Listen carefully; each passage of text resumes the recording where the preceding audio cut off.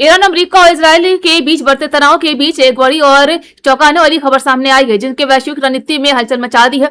अमेरिकी प्रशासन के भीतर से ही अब विरोध की आवाज उठने लगी है। इसी कड़ी में जोय केंट, जो नेशनल काउंटर टेररिज्म सेंटर के डायरेक्टर रहे हैं, उन्होंने अपने पद से इस्तीफा दे दिया है। यह इस्तीफा ऐसे समय आया है जब अमेरिका और इजरायल द्वारा ईरान के खिलाफ ऑपरेशन एपिक फ्यूरी के तहत सैन्य कार्रवाई तेज मानी जा रही है। केंट का ये कदम न सिर्फ प्रशासन के भीतर असंतोष को दिखाता है, बल्कि ये भी संकेत देता है कि अमेरिकी नीतियों को लेकर गंभीर मतभेद मौजूद है। इस्तीफे देने के बाद जो केंट ने सोशल मीडिया पर एक लंबा पोस्ट साझा किया है, इसमें उन्होंने सीधे तौर पर डोनाल्ड ट्रंप की नीतियों पर सवाल उठाए। उन्होंने आरोप लगाया है कि ईरान के खिलाफ शुरू की गई ये जंग रणनीतिक रूप से कमजोर है और इसके दीर्घकालिक परिणाम बेहद खतरनाक हो सकते हैं। केंट के अनुसार इस युद्ध में अमेरिका बिना स्पष्ट लक्ष्य और ठोस योजना के आगे बढ़ रहा है, जिससे न केवल क्षेत्रीय अस्थिरता बढ़ेगी बल्कि अमेरिकी सैनिकों की सुरक्षा भी खतरे में पड़ सकती है।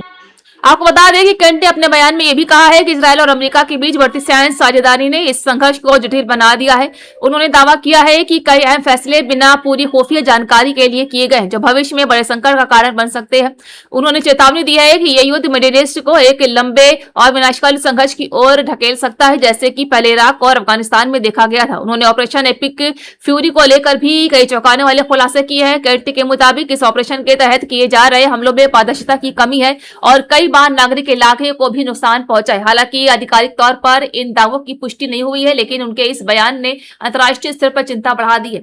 वहीं राजनीतिक विशेषज्ञों का मानना है कि केंट का इस्तीफा सिर्फ एक व्यक्तिगत निर्णय नहीं है, बल्कि ये अमेरिका प्रशासन के भीतर गहराते मतभेदों का संकेत है। कई विशेषज्ञों का कहना है कि अगर इस तरह के इस्तीफे आगे भी होते हैं तो ये सरकार की स्थिरता और उसकी विदेश नीति पर गंभीर सवाल खड़े कर सकता है। ईरान, इजरायल और अमेरिका के बीच जारी संघर्ष के बीच एक बेहद बड़ी और झंझोर देने वाली खबर सामने आई है। इजरायल के हवाई हमलों में ईरान के सबसे ताकतवर नेताओं में से एक अली लारिजानी की मौत हो गई है। ईरान सरकार ने खुद इस खबर की पुष्टि की है, जिससे पूरे मिडिल ईस्ट में तनाव और बढ़ गया है। ये मामला तेहरान में हुआ है, जहां इजरायली एयरक्राफ्ट ने ईरान के सत्ता ढांचे को सीधे निशाना बनाया है।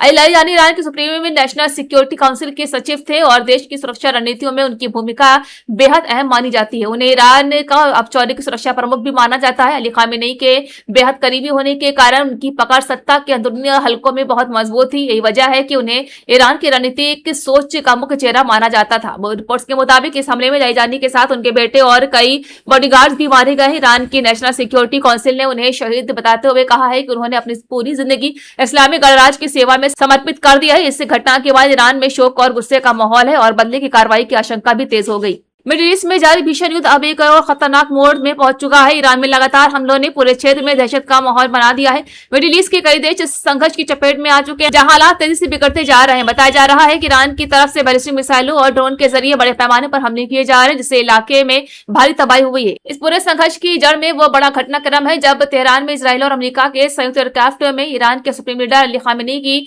शहादत की खबर सामने आई। इस घटना के बाद ईरान में गुस्सा और आक्रोश चरम पर है। उसी का असर अब उसके जवाबी हमलों में साफ दिखाई दे रहा है। ईरान ने खास तौर पर उन देशों को निशाना बनाया है जहां अमेरिकी सैन्य ठिकाने मौजूद हैं, जैसे कतर, कुवैत, सऊदी अरब, बहरीन और यूनाइटेड अरब एमिरेट्स जैसे देशों में बड़े हमले हो चुके हैं। इन हमलों में ड्रोन और मिसाइलों का इस्तेमाल किया गया, जिससे कई अहम ठिकानों को नुकसान पहुंचा है। ईरान और इजरायल के बीच जारी युद्ध अब और ज्यादा खतरनाक होता जा रहा है। ईरान की सबसे ताकतवर सैन्य इकाई इस्लामिक रिवोल्यूशनरी गार्ड कॉर्प्स ने साफ शब्दों में कहा है कि अली लारिजानी की मौत का बदला लिया जाएगा। लारिजानी, जो ईरान की रणनीतिक ताकत का अहम चेहरा माने जाते थे, इजरायली हमले में मारे गए हैं, जिसमें उनकी बेटी के भी निशाना बनने की खबर है। इस घटना के बाद ईरान ने इजरायल के खिलाफ अपने हमलों को और तेज कर दिया है। रिपोर्ट्स के मुताबिक ईरान ने अब तक 61वीं मिसाइल हमले की लहर लॉन्च करने का ऐलान किया है। इजरायल के कई शहरों में लगातार सायरन बज रहे हैं और लोग बंकरों में शरण लेने को मजबूर है। हमले के बीच अब तक करीब 200 लोगों की मौत की खबर सामने आ रही, जबकि सैकड़ों लोग घायल बताए जा रहे हैं।